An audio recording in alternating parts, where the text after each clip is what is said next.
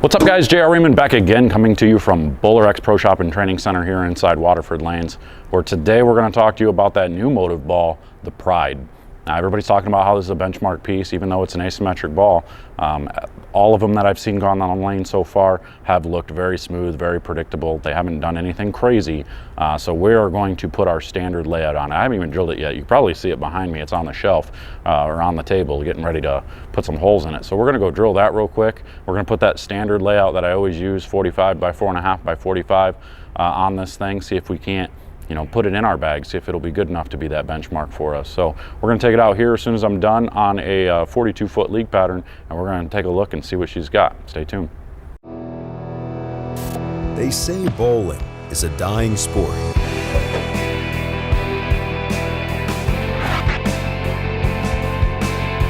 A dying sport. I disagree. I disagree. I disagree. I disagree. I disagree. BowlerX.com for the love of bowling.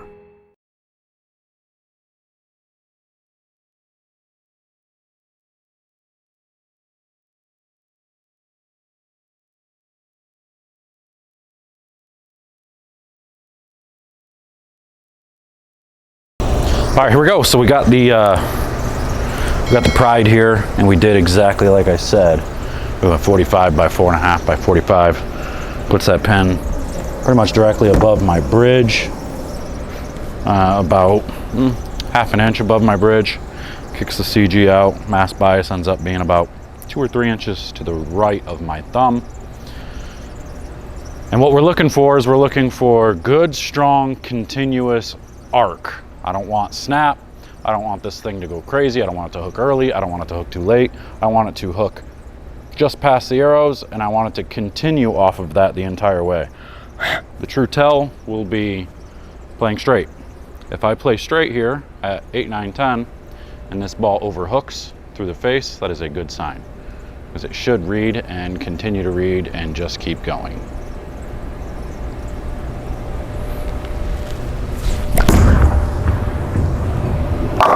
Just like that. That should cross over, because now I wish I had my strike seeker going, but it's not working right now. If I had that, you would be able to see the arc of that ball. So even though it was thrown basically right in the dry like all the other ones, it at least arced, and it made a correct shape. So I don't expect this ball to hit the pocket until I get to about maybe 16, 17. So we're gonna move 5 left. This will be right around that 13, 14 range. Still rolling it. Let's see what it does.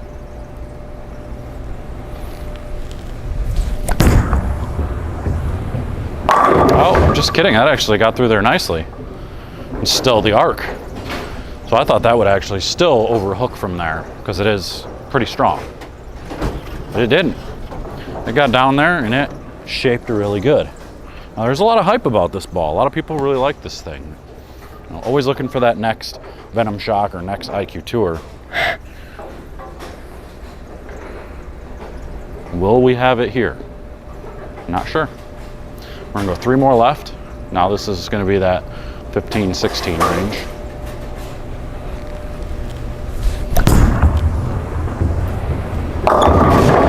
So that showed the strength. That's where I thought we would have finally hit the pocket.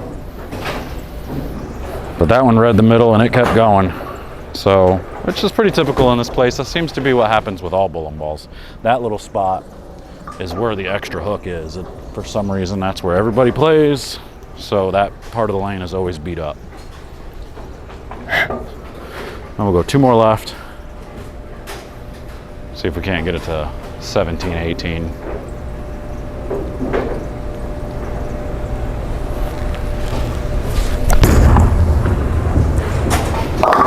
Now that one really picked up in the middle of the lane, like really strong.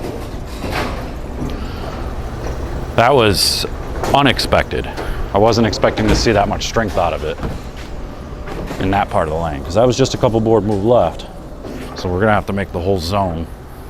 We'll go 5 more left here and see if it gets through there. But overall, the shape is exactly what we want. the strong overall archy motion, not a snap. Stay rolly with my hand.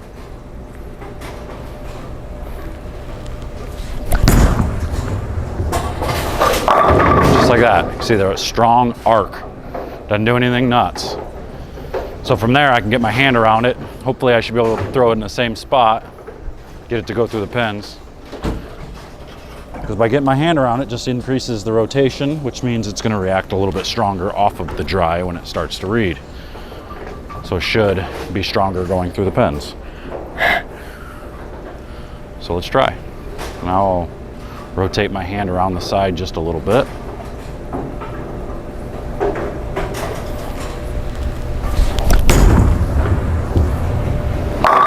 And it does exactly what it's supposed to do.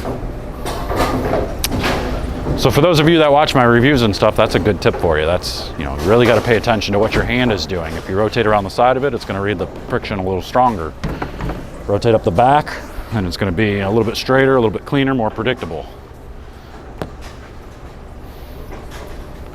So now we're around it, so let's go 5 more left. We'll get to that 20, 21 area.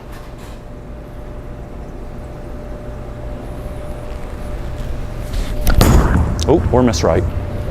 But the benchmark blends the dry, didn't overreact, didn't underreact, and it still gets back to strike, so that's good. That's exactly what we want. So this ball is definitely, in my opinion, better than that Enzo. I think the Enzo has its spot. It's cleaner. Probably overall actually stronger, but shape-wise, this one makes a more predictable, much stronger shape in the back part of the lane.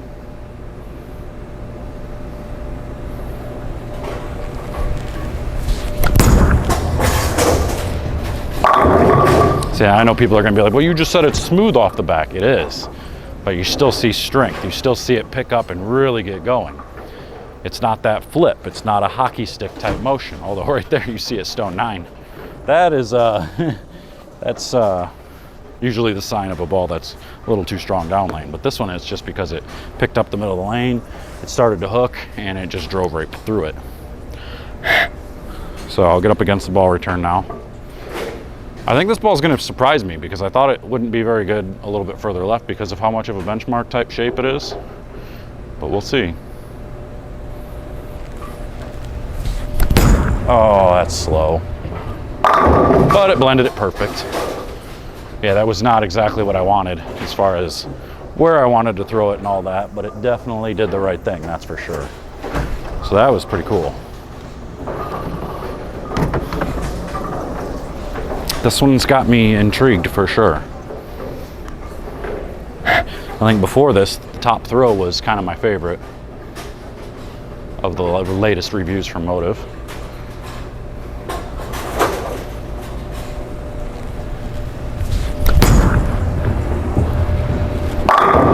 See, that's what you want. It's just it gets to the dry, you watch it really make its motion, and it just continues going left. It doesn't make a hook stop. It doesn't try to hook and then kind of wiggle a little bit and go an extra couple of feet. It starts to make its motion, and it continues its motion. I'll get in front of the ball return now. I think it's going to do just fine in front of here because it looks really good from in here.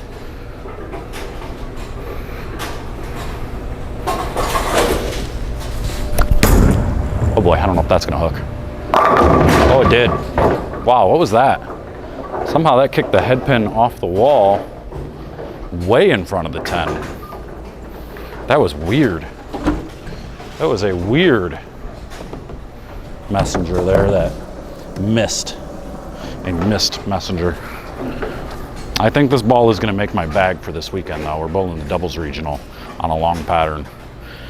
Just won the regional last weekend on a longer pattern. Now we get to bowl a doubles tournament on a longer pattern, so that's nice.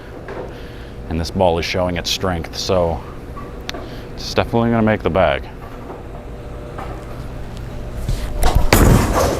What's that going to do? Yeah, I mean, it's going to be, this will probably be the first ball out of my bag for a longer pattern because it gives me that blended type motion. where this past weekend I needed the cleaner, stronger down lane motion, so I used a Dark Code Zen and an RSTX2. But this one is going to allow me to probably play those longer patterns a little straighter. So let me see if I can back my hand out of it and throw it at that 13, 14 range up the lane and see what it does.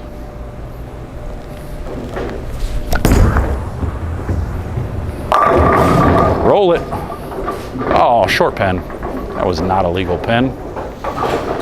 But you can see how blended, smooth, archy, great mid-lane reaction this ball has. So now let's show you that Supra Enzo from inside. Same type of spot where you saw it, where you saw that Pride get there, but didn't quite get the corner out. Let's see if the Enzo does.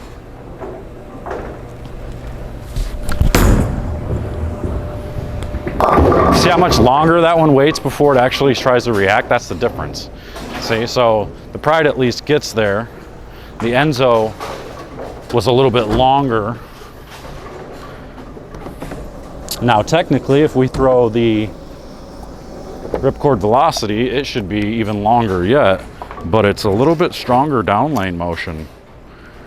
So the ripcord should, from that same spot, get through the pins, or at least get to the pocket. Let's find out.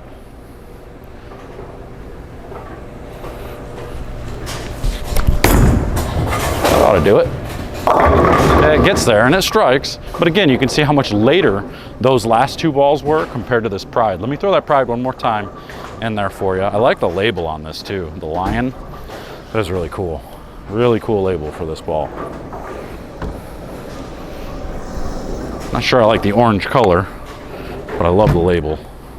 So I hope they make like a Pride Pearl or something, and they do something with a bright color, something different, or like a green and black or something. All right, so here's that Pride again in that same area.